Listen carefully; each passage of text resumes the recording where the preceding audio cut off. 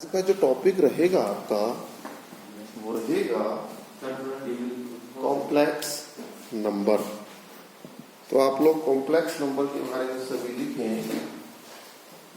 अगर आप कहीं लिखते हो √-7 लिखते हो, तो जब आप √-7 लिखते हो तो अब उससे पहले जब आप 9th 10th में पढ़ते थे वहां आपको बताया जाता था कि रूट के अंदर अगर नेगेटिव आ गया तो ये काम आपका सफल नहीं बताया जाता था। यहां थोड़ा सा अलग हो गया कि अगर आप √-7 लिखते हो तो इसको आप ऐसे भी लिख सकते हैं √7 × -1। 7 की गुणा -1 में करोगे तो बात वही आएगी। उसके बाद इसको आप लिखेंगे √7 और -1 जो है वो i² का मान होता है। आइए भी बताऊंगा मैं क्या है। तो जब आप -1 को i² लिखते हैं तो अब ये कैलकुलेट हो गया, रूट किसके ऊपर रहेगा, केवल 7 के, और i आपका बाहर आ गया। क्लियर होगी बात यहां तक। तो i जो होता है, i मीन्स आयोटा, और ये आयोटा आता कहां से है क्या ये आयोटा जो है आपके पास i = √-1। अगर रूट के अंदर आप -1 लिखते हो तो इसी को आप क्या बोलते हो, आयोटा मीन्स i। ओके, अब आपने लिखा यहां पर स्क्वायरिंग बोथ साइड।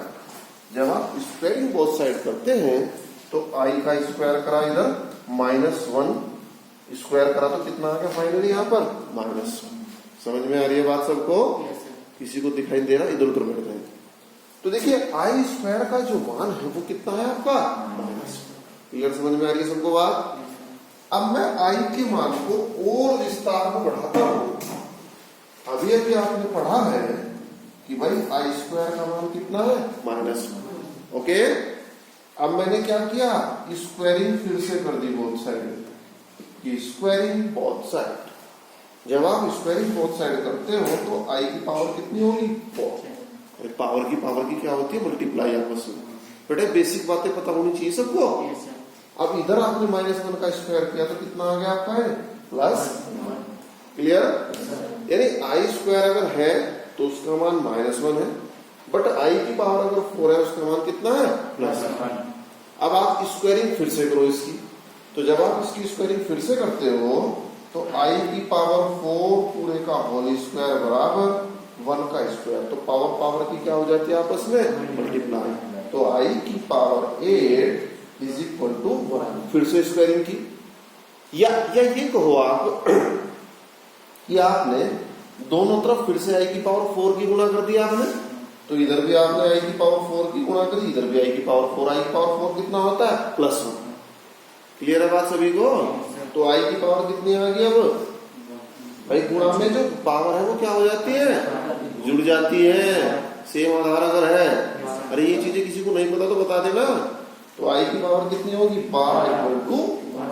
तो यहां से आप क्लियरली देख पा रहे हो, क्या देख पा रहे हो क्लियरली, कि i की पावर, अगर i की पावर 4m की वैल्यू ऑलवेज +1 होगी, where m = 1 2 3 ...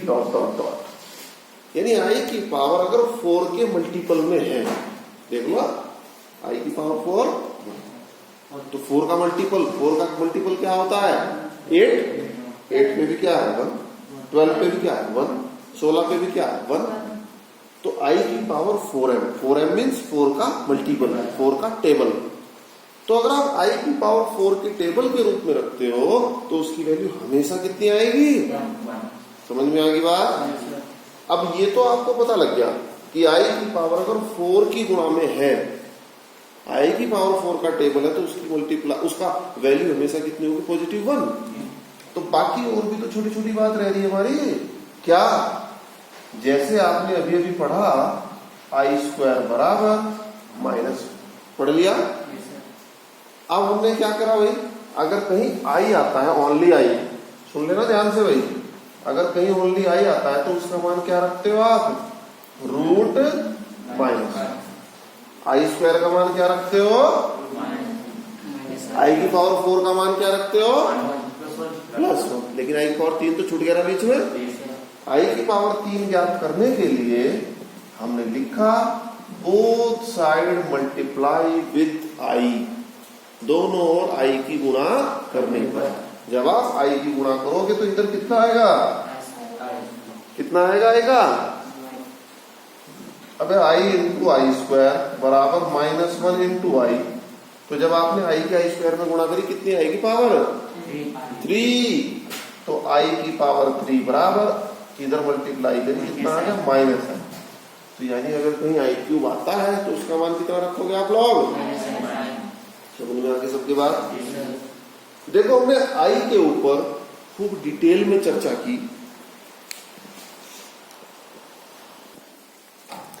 Z equal to A plus IB is a complex number. अगर आप कहीं लिखते हो Z equal to A plus IB, तो ये जो Z है ये आपका कॉम्प्लेक्स नंबर कहलाता है। Where A and B are real number.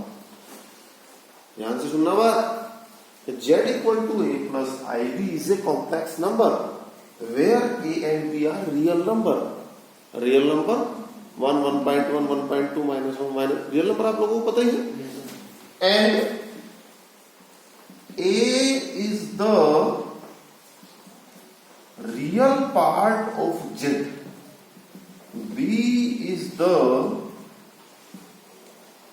imaginary part of Z। देखो दोनों बातों में बड़ी बारीक डिफरेंस है ना। देखिए A और B दोनों ही कैसे हैं भाई? Real number. रियल नंबर और रियल पार्ट में फर्क है। जैसे मैं कहूं इट इज 11th B, ये 11th B क्लास है और 11th B में मैंने A में तो कौन रख दिए? गणित वाले छात्र, और B में कौन से रख दिए? बायो वाले छात्र।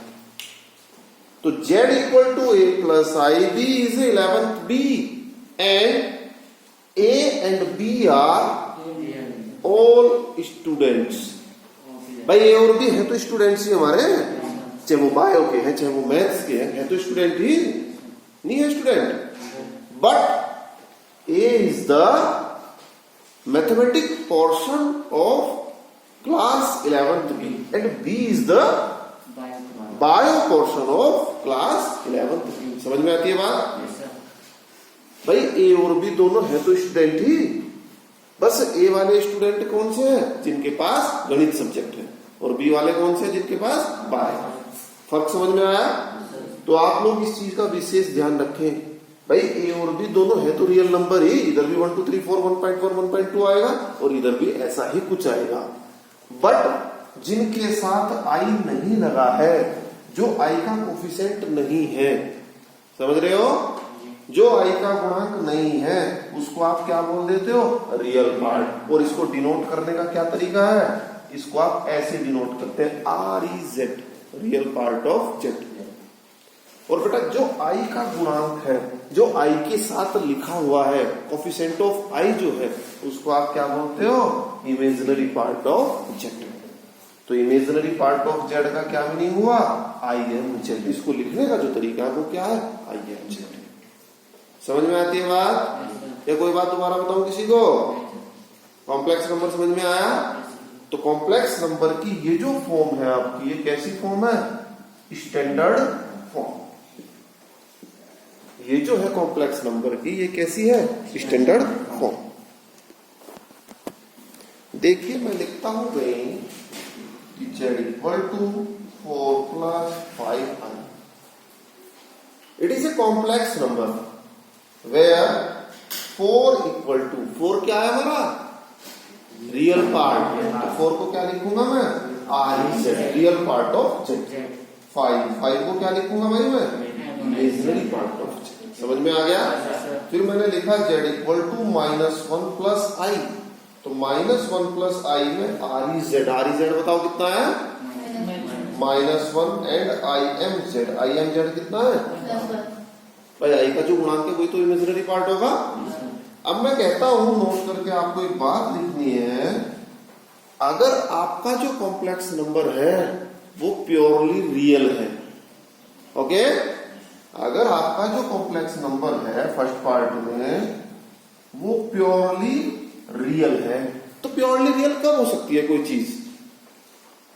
अगर मैं कहूं कि ये जो मेरी क्लास है 11th भी, ये प्योरली बायो की क्लास है, तो कब होगी बायो क्लास? ये ओनली जब मैथमेटिक्स के 0 हो जाए, समझ रहे हो? तो मेरा जो कॉम्प्लेक्स नंबर है z इक्वल टू, क्या लिखा था कॉम्प्लेक्स नंबर आपको? a प्लस आई बी या x प्लस आई वाई भी लिखते हैं। तो अगर ये प्योरली रियल है तो a प्लस आई बी के बदले क्या आएगा? 0। समझ गए? इमेजिनरी पार्ट क्या होगा? 0। तो इसको आप कैसे लिखेंगे? a plus I into 0। Clear?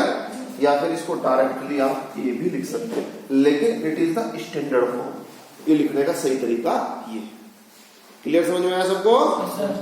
बता दो भी।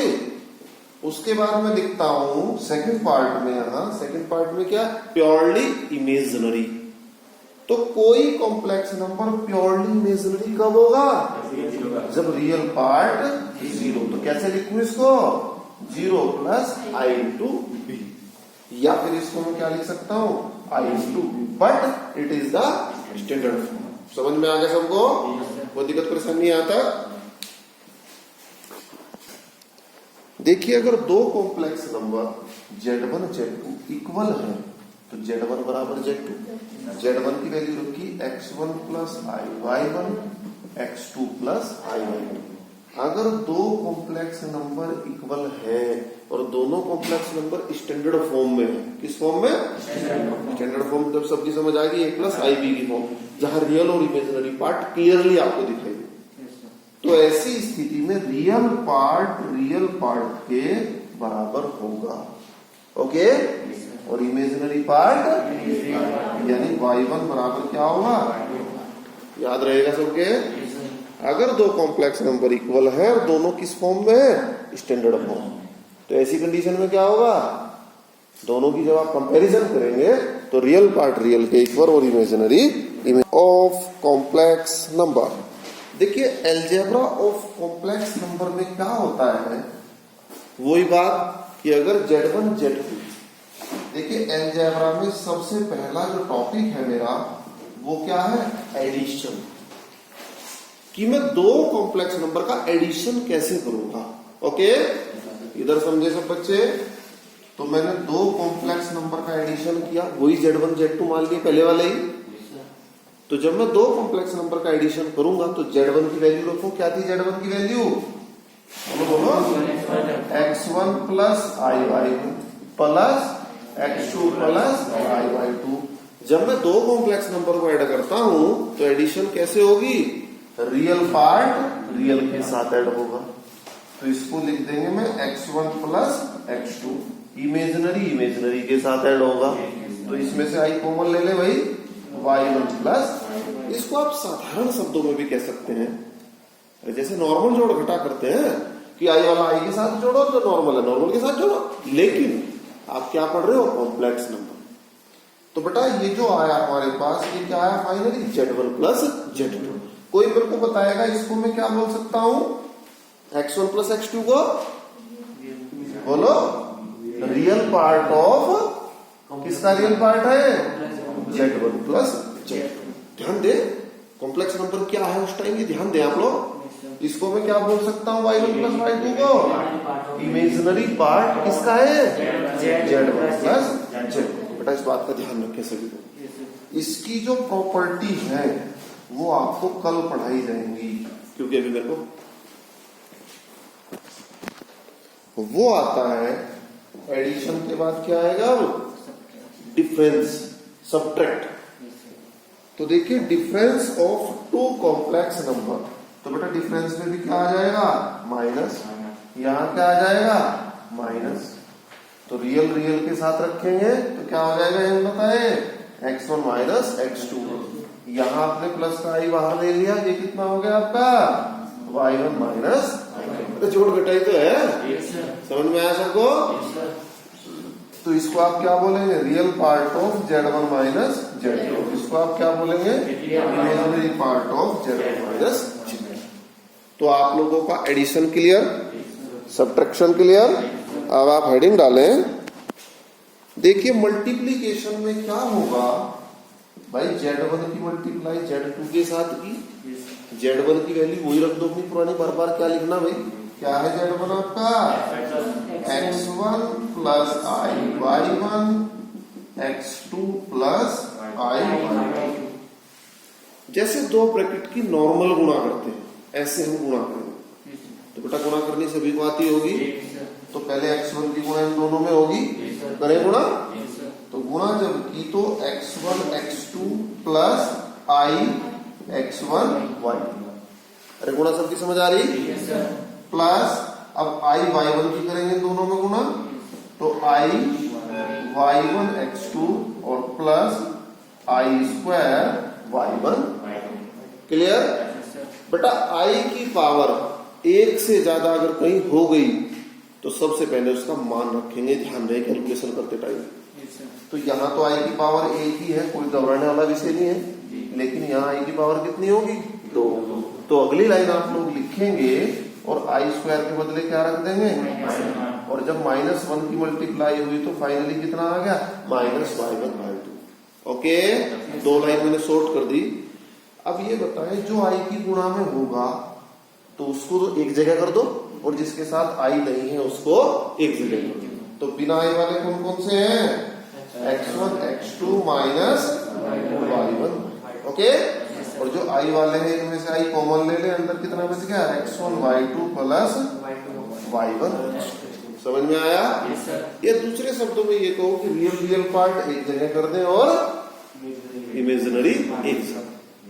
तो इट इज कॉल्ड, क्या कहलाएगा ये, real part of Z1 dot Z। Very good. ये क्या कहलाएगा, इमेजिनरी पार्ट ऑफ Z1। तो आज के लिए यहीं तक हम रोकते हैं, और इसका मैं होमवर्क तुम्हें देता हूं।